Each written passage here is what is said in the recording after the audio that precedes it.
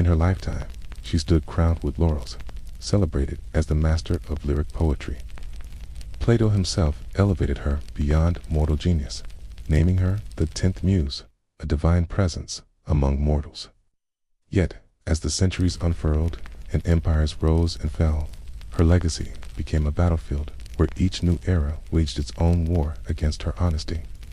Why? Because she wrote of love with such searing clarity, not the kind of love history was comfortable preserving. Her poetry pulses with undisguised affection and desire for women. With delicate precision, she immortalized their beauty, lamented their absence with inconsolable grief, confessed the sharp pangs of jealousy, and celebrated intimate moments with unashamed tenderness. In her world, the aristocratic circles of ancient Lesbostes, profound, emotional, and romantic, bonds between women were not merely tolerated, but flourished as natural expressions of the heart. Yet later, civilizations, Roman, Christian, Victorian, recoiled from these expressions, unable to reconcile them with their narrowing definitions of acceptable desire.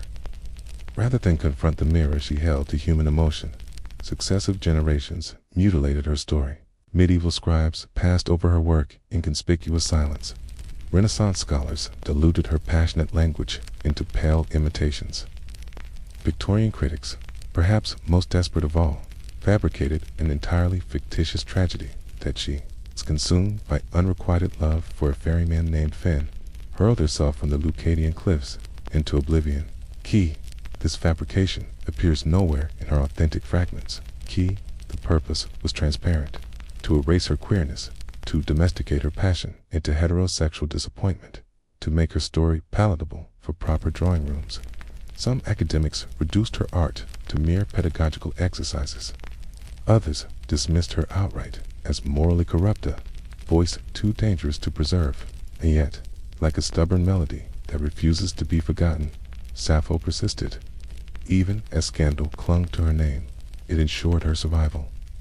During the Victorian era, when discussions of same-sex desire remained strictly forbidden, her legacy became a secret emblem, a coded language for queer identity.